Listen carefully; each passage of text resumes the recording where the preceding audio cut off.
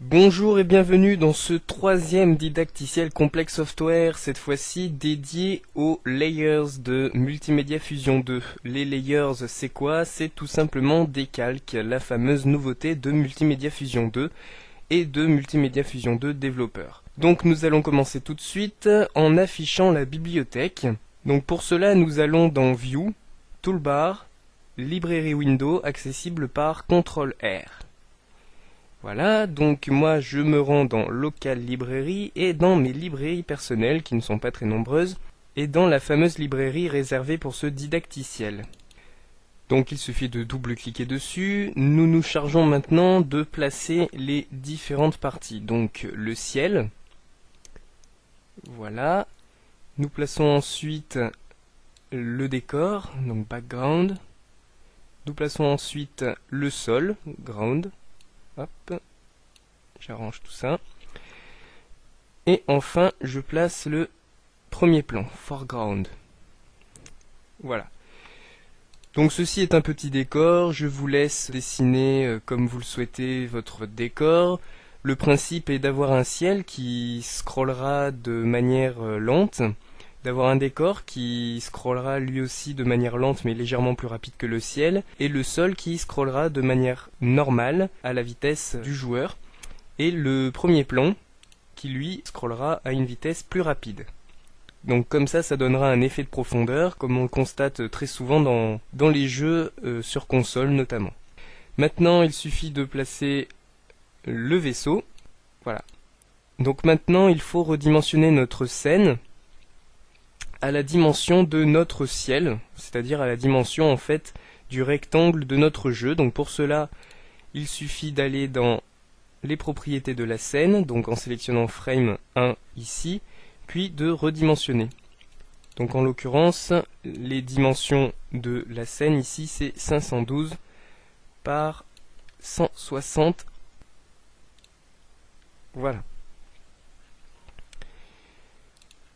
Donc si nous testons l'application, à présent, nous remarquons déjà que notre fenêtre est trop grande et que notre vaisseau peut se déplacer mais sans scrolling, en sortant et en passant devant le décor de premier plan, ce qui n'est vraiment pas pratique.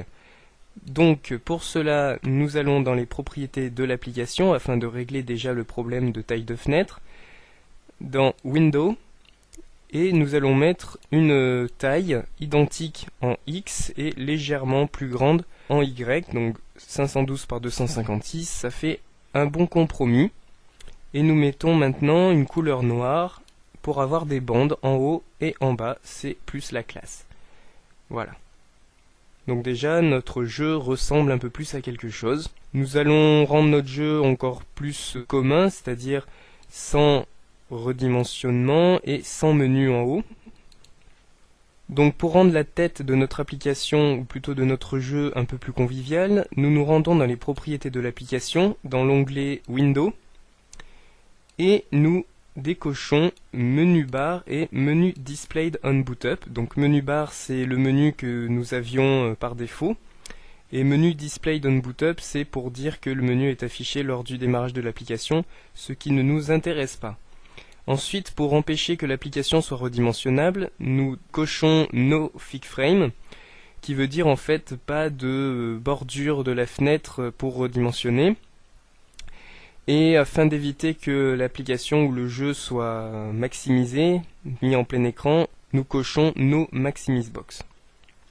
Voilà, donc maintenant si on lance notre application, il n'est plus possible de redimensionner et nous n'avons plus le menu, donc notre jeu ressemble à un jeu. Maintenant, occupons-nous des layers.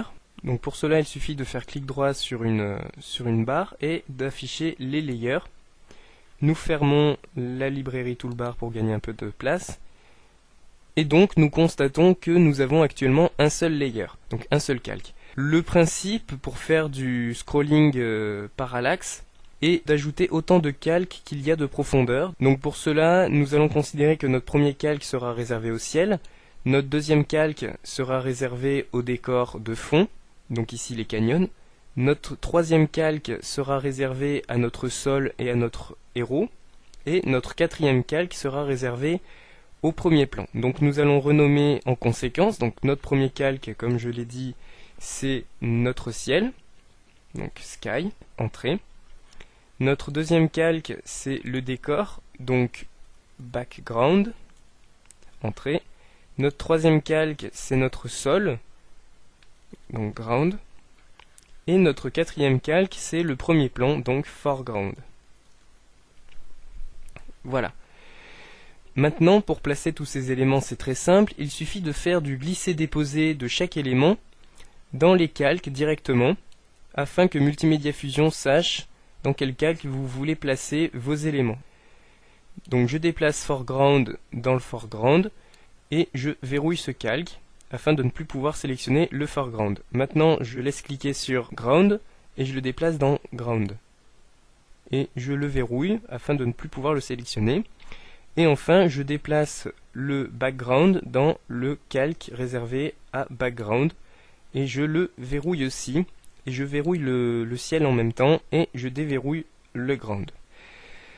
Maintenant, si on teste notre application, nous voyons que notre vaisseau passe bien derrière le calque numéro 4. Alors il faut savoir que c'est un objet actif, notre vaisseau, qui a un mouvement à 8 directions, et que le décor qui est dans le calque foreground est un objet de décor et non pas un objet actif. Donc il est possible dans Multimedia Fusion 2 de placer des objets de décor devant des objets actifs. Voilà. Donc ça peut être très intéressant, mais il faut savoir aussi que ça fait ralentir l'application, ça fait ralentir le rendu. Voilà. Donc on ferme notre application. Le but à présent est de faire un scroll. Donc pour faire un scroll, on va pas s'embêter, on va faire comme si notre scène était infinie, car c'est possible dans Multimedia Fusion 2. Donc pour faire comme si notre scène était infinie en abscisse, en X, il suffit d'aller dans les propriétés de la scène et d'aller dans Settings et de configurer Virtual Width à -1, donc -1 qui veut dire infini. Donc maintenant, Multimedia Fusion 2 considère que notre scène est infinie en X, et répétera donc les décors qui sont définis dans notre petite scène de 512 de large. Il les répétera à l'infini en abscisse. Donc nous allons voir ça tout de suite en nous rendant dans l'éditeur d'événements, accessible par CTRL-E, je le rappelle, et en faisant une nouvelle condition, Special Conditions, Always, Scrolling, Center Window Position in Frame, et on centre la position de la fenêtre sur notre objet actif en 0, 0. Ok. Donc maintenant, si on teste via le bouton Run Application ou via la touche F8, et nous constatons maintenant que si nous déplaçons le vaisseau à droite, Multimedia Fusion 2 fait comme si notre scène était infinie, comme nous l'avons paramétré dans Virtual Width. Donc vous constatez en l'occurrence que le dégradé du ciel est conservé, tout simplement parce que le calque numéro 1 est considéré comme un calque qui ne peut pas avoir de transparence. Par conséquent, Multimedia Fusion 2 va répéter le dernier pixel qu'il trouve pour la propriété infinie, et donc il va répéter ce dernier pixel tout le long.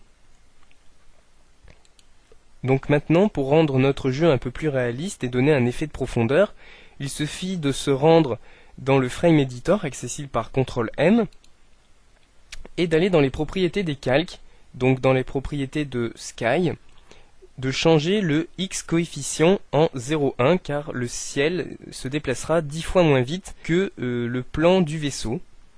Ensuite, dans le calque Background, on va mettre le X coefficient à 0,5, car il se déplacera 2 fois moins vite que le plan du vaisseau. Dans le plan du vaisseau, dans le calque du vaisseau, dans le calque ground, on laisse le coefficient X à 1, de façon à ce qu'il se déplace à la vitesse normale. Et dans le calque foreground, on va mettre la vitesse de déplacement à 2, car il se déplacera 2 fois plus vite que le calque du vaisseau. Donc si on teste notre petit jeu à présent, et qu'on déplace le vaisseau vers la droite, on voit que le ciel se déplace très lentement vers la gauche, que les canyons se déplacent un peu plus vite eux aussi vers la gauche, que le sol et le vaisseau se déplacent à la vitesse normale et que l'avant-plan se déplace bien plus vite, ce qui donne, en général, un aspect de profondeur très sympathique pour un jeu en 2 dimensions. Voilà, j'espère que ce didacticiel vous a intéressé, que vous avez tout compris, et n'hésitez pas à poster vos commentaires qui sont très appréciés et auxquels je réponds tout le temps. À bientôt pour un nouveau didacticiel sur Complex Software.